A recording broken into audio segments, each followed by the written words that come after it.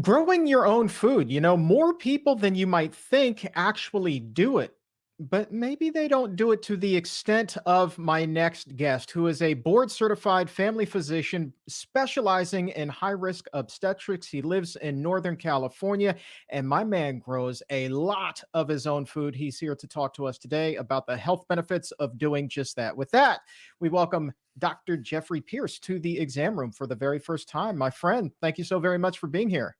Thank you, Chuck, so much for having me. It's a real pleasure and honor to be here with you. Let's start right off the top with what do you have growing in your garden at the moment? Hmm.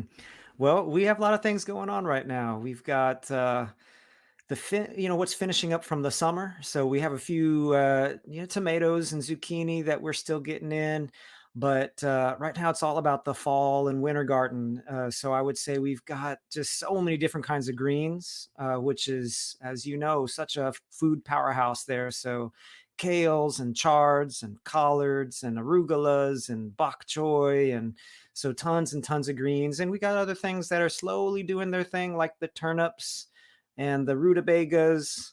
And I think that some of the fava beans are in the ground and some garlic and onions are in the ground. I hope I got to get out there and do some more today. And then fruit wise, we've got some persimmons and some pomegranates. And I actually just made a smoothie with some of our mandarins and some of our frozen peaches from earlier in the season. Dang on, man. You've got yourself a pretty full little garden. How much land are you growing on, man? That sounds like that could be 10 acres worth of food you just rattled off. Mhm. No, that's what's so cool about it, I think, is we've got a typical, maybe slightly bigger than typical sized urban plot. Just growing stuff in our front yard, our backyard, our driveway, and pots. Whatever's not moving too fast, kind of has some plants growing in it that we can eat. All right. Now, as a doctor, undeniably, you know the benefits of eating fruits and vegetables. A lot of us are falling far short of that in our diet. Let's talk, though, specifically the benefits that come from growing your own food as opposed to going to the grocery store and picking it up and coming home with it. So, what are those extra health benefits that come from being your own farmer? Hmm. Well, one I think is volume because we eat what is available, and if our table has greens that we just brought out of the refrigerator that we bought at the store, that'll be good for a couple of days, but the longer it's in the fridge, the more wilty they get and sad looking, and the less likely you are to eat them. But if you can pop out of your back door and break off a handful of kale, chard, and collards 2 or 3 times a day, if you were so moved, you're just going to be eating more of it. So I think one is just access. Um, when I walk outside, and if I'm not feeling the urge to get to go to the store, it's so much less inertia just to walk a couple of yards to the fig tree and pop some figs off the tree right there.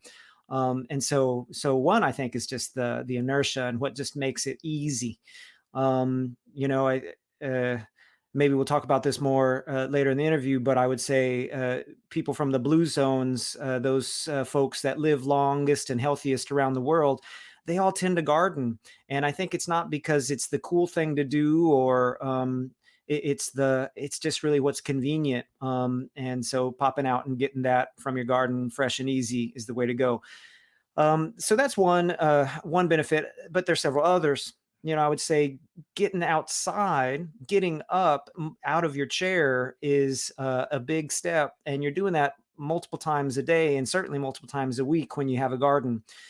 You go to the store and you buy a bunch of fruit and veg once, but if you're growing your own, you go outside and you plant your seeds, and then you go outside and you check to see if the seeds have broken the surface, and then you go outside again and see if they've broken the soil yet, and then you check to pull the slugs off of them, and then you're watering them, and then you're harvesting them. It's kind of nonstop nudges that keep you moving, and we know it's the daily movements that all add up over time. I mean, you can burn 300 calories per hour gardening on average, and that just adds up. Right, and that's what I was going to ask is, we tend to think in this country in particular of exercise meaning you have to go for a run, at the very least you have to go for a walk, or even go to the gym. But what you're saying as a doctor, this very much counts as exercise.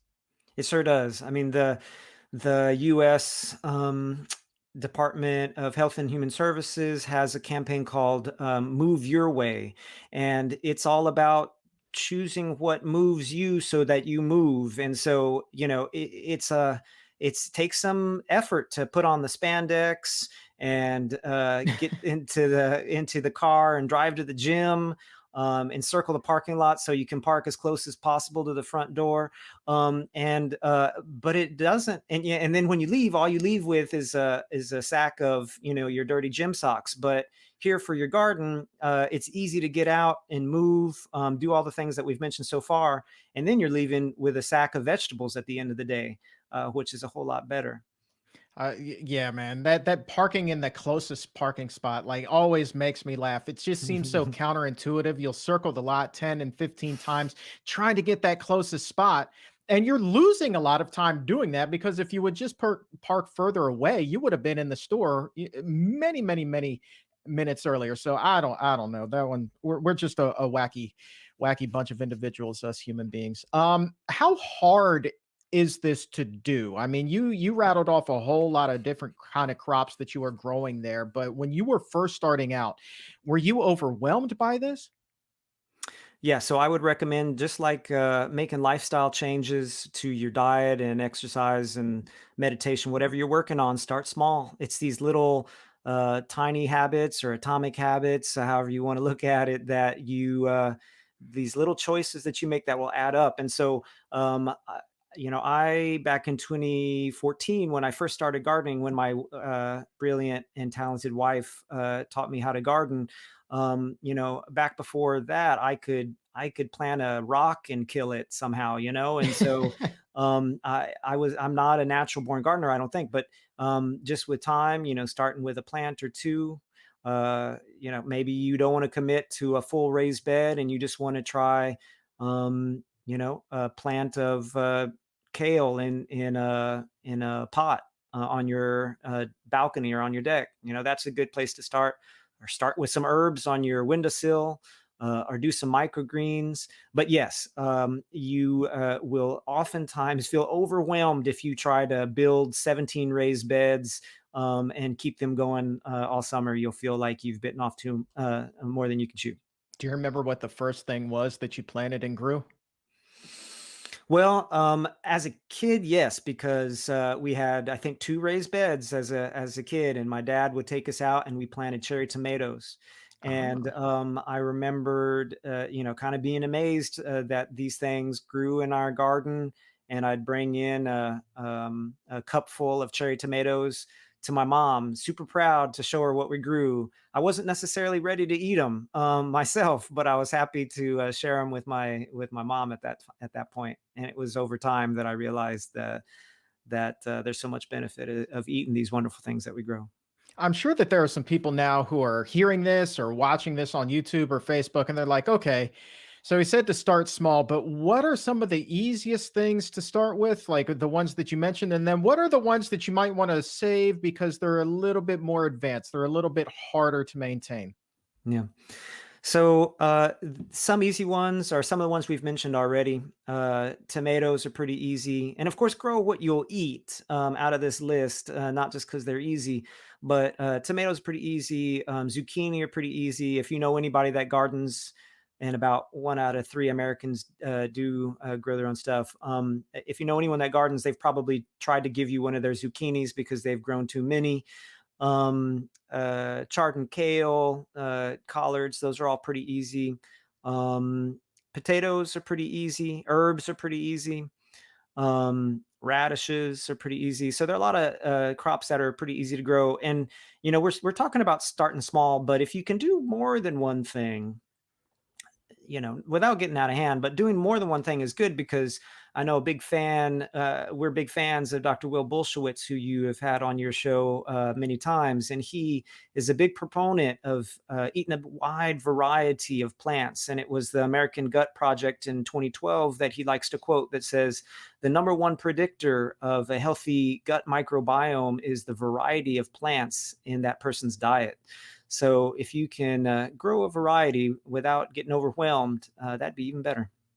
No doubt about it. And it sounds to me like you 100% have that wide variety. And you've mentioned chart a couple of times. Hmm. You sent over a picture, and I'm hoping that we can include this when the video gets produced here, of your daughter holding up a chard leaf that was as big as she was. I mean, this thing was massive. How'd you get it to be so big, man? Well, chart's one of those things that will seed if you at the end of its life cycle throw seed kind of everywhere, and you if you just let it do its stuff, it will find a place that it will grow and be happy. And so I am 90% sure that that leaf in that photo was one that just kind of that plant just grew because it planted itself and did its thing. And it was just, it was just happy. It's funny. It's very humbling. Gardening, just like medicine, is very humbling. And you can raise a seed in a little seed tray and plant it in the perfect soil. And you look at the one that's growing next to it that nature planted all by itself, and it's doing 3 times as good as yours. And so that's probably what happened to that one. It just got sun and water and the nutrients in the soil. I was like, "Man, that's a leaf that needs to be entered in some sort of a chard contest or something like that." It was just enormous and green and beautiful. Let me ask you this. So, you are a practicing physician, Mhm. and I think a lot of doctors in this country have a hard enough time getting their patients to just eat more fruits and vegetables overall. But do you have conversations with your patients about not just increasing their consumption of it, but beginning to grow them in their own garden as well? Yeah, I like talking to my patients, my friends, anyone who will listen about gardening, because I think if you have the idea that I had for many years, it was just it was a hobby. It was something that you did. It's kind of fun to grow some things, but the more and more I've learned about it, the more that I've learned about the scientific evidence that shows the health benefits to it. And so, whether that's the vitamins and minerals and antioxidants that you get from the food that you're eating, or the exercise that comes a little bit at a time, the vitamin D, the time in nature, the stress management that comes when the community when you're sharing and working with others. Like there's tons of benefits to health and longevity there. And so yes, talking to patients about it. I had a patient where I was doing a consult on from sort of middle America, and he said, I figured we are just going to be talking about eating better to reduce his cholesterol and reduce his diabetes. And he was talking to me about how excited he was about his watermelons that had grown big and strong, and he'd heard me talking about my gardening. So I love the reach that this has, and the excitement that people get the more they learn about how it's helpful for them and for their family. That's awesome, man. That's awesome. And I think that when you're having those conversations with your friends, with your patients, whomever, one of the things that will stick with them is that longevity. And so you mentioned earlier the blue zones and how gardening was a common theme there. Why do you think that is? Is it a combination of they're out, they're getting fresh air, they're getting the exercise from working in the garden every day, plus the fact that they're eating what should be theoretically a more nutritious diet overall? Why do you think that is? Yeah, I think you pretty much nailed it, Chuck. I think that when it comes to longevity, Dan Buettner likes to quote a study that said, well, if about 20% of our longevity is based on our genes, it appears, our genetics. And so that leaves 80% of things that are not genetic that we have perhaps some control over. Our environment and what we do with our time during our day. And if we sit, which some people will say that sitting is the new smoking, if we sit all day, from breakfast to commuting to eating lunch because we ordered it on, DoorDash or something, don't even have to get out of our tables, out of our desk at work, basically to get our food, and then sit on the way home and sit in front of the television with dinner. If we're doing this, then we are taking years off of our life, and not just time, but also the quality of those years, right? So when you're gardening, as the folks in Okinawa and Sardinia and Icaria, Greece, and Costa Rica, and in the Seventh Day Adventist area in Southern California. These folks, especially the older generations, have been gardening for decades and decades. They're getting out of their chairs. They are eating the fruits of their labor, quite literally. They are getting the vitamin D. There's just time in nature, right? You've probably heard of studies like the Japanese forest bathing, and just looking at green light and getting outside has benefits to our health, lowering our anxiety and our depression, and all of these things add up. You know, one of the things that has kind of become more clear over time is that when it comes to commercial farming, there is the belief that the soil is harder to reuse with each passing season, and research was done. And I looked at that this afternoon before you and I spoke here. And they found that over the last 50 to 70 years now, there's been a decline, a median decline of between 5 and 40% in minerals, vitamins, and protein in foods of groups, in groups of food, I should say, especially vegetables. So you're growing more, perhaps even growing larger vegetables, but they're less nutrient dense. I mean, you're talking about a 40% reduction in nutrients. That's pretty significant, but that's not a problem necessarily that you would have as you're growing at home. Yeah, that sort of research just blows my mind. Uh, I think it can be that we trust these organizations that it's their day in day out work to grow food for our nation. But a lot of the practices might satisfy volume, but they don't satisfy the nutrition to the degree that we can do in our own gardens. And I'm certainly thankful, obviously, for our farmers and all the wonderful work that they do. But it's a tough system nowadays to work in, with the monocropping and GMOs and depletion of the soils. The soils that the food grow in has a microbiome, just like our guts, our intestines have a healthy microbiome that keep us healthy. And when you are in control of the soil, the compost, all of the inputs that go into your little plot, you can grow some of the healthiest, most nutrient rich, food that you can grow, and you're picking it at the prime time. When if the major manufacturers, major farmers, especially those who are shipping across the U.S. or from other countries into the U.S., they're picking them way early, and they're picking types of foods, varieties of these foods that not are not necessarily the best for us, but that ship the best. You can grow ones that would fall apart in between the farm and the market, but that you can just eat outside in your garden at their peak ripeness, and they have their peak antioxidants perhaps at that time too. I want to give you the opportunity to put a caveat on there. I'm assuming that you're not saying, though, just because something is grown on a commercial farm, you're not saying that you should eat a Big Mac instead of that because it's Mhm. less nutrient dense, right? Exactly. Yeah. So an apple, an organic, excuse me, like an organic apple Pop Tart doesn't trump a conventional apple. You want to eat fruits and vegetables, whole grains and nuts and seeds. Just that alone will be healthy for you. If you happen to have the choice of buying it organic, that can help. If you happen to have the choice of growing it in your own garden, that will help.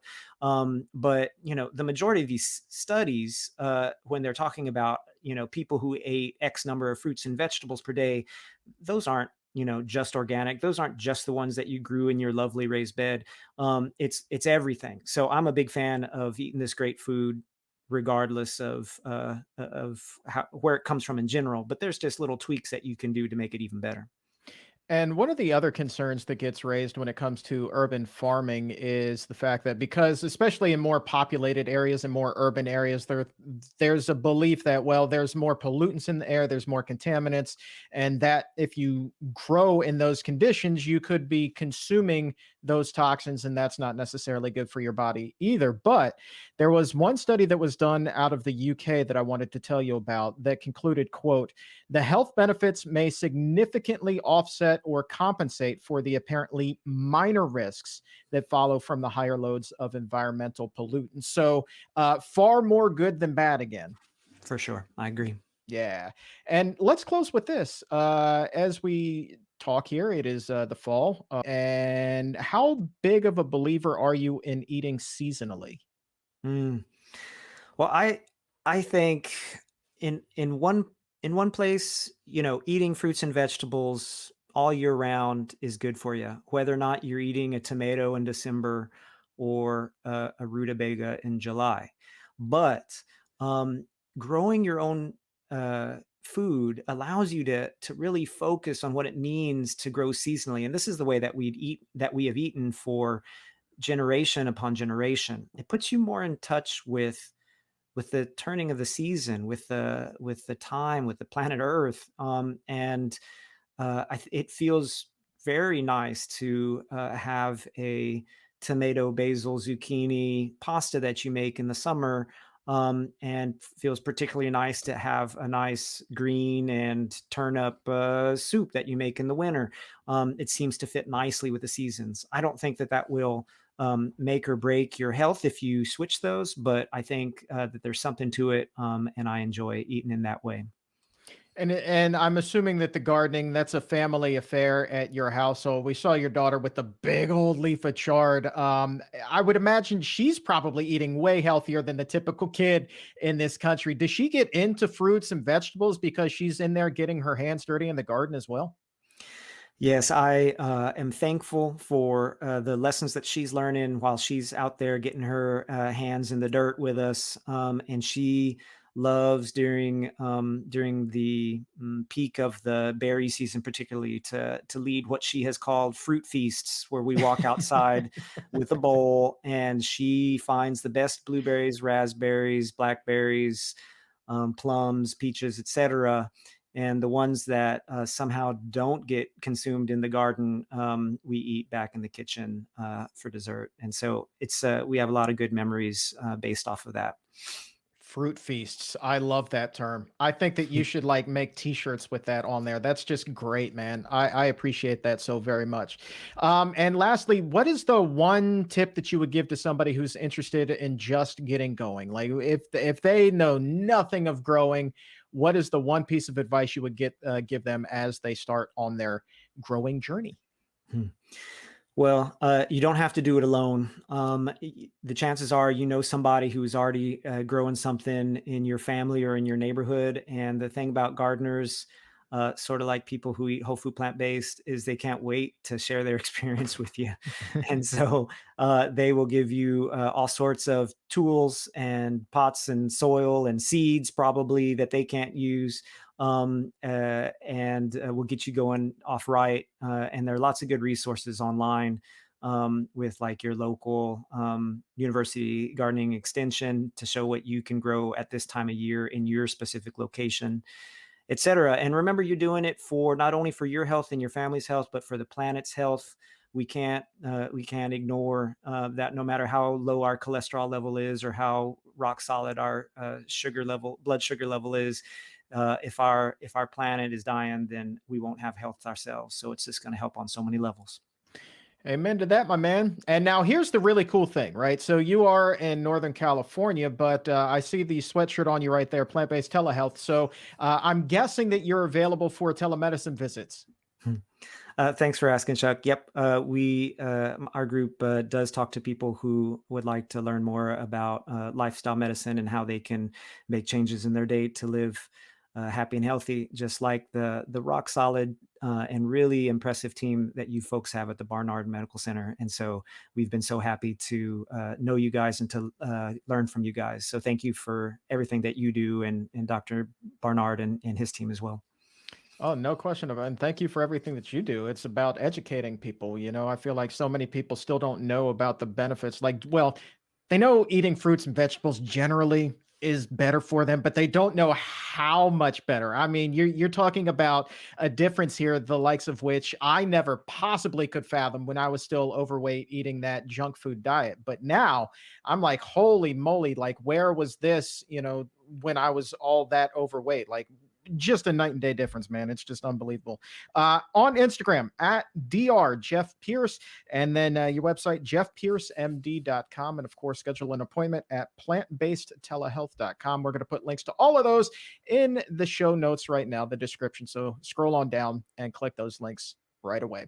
Dr. Jeffrey Pierce, you are the man. Thank you so very much for being here. Thank you so much, Chuck. It's been an honor. If your health IQ is a couple of points higher than it was a few minutes ago, go ahead and like this video or subscribe to the YouTube channel. And to take it even higher, head over to Apple Podcast or wherever you get your favorite shows. Look for The Exam Room by the Physicians Committee. Hit the subscribe button there as well and help to make your world a healthier place.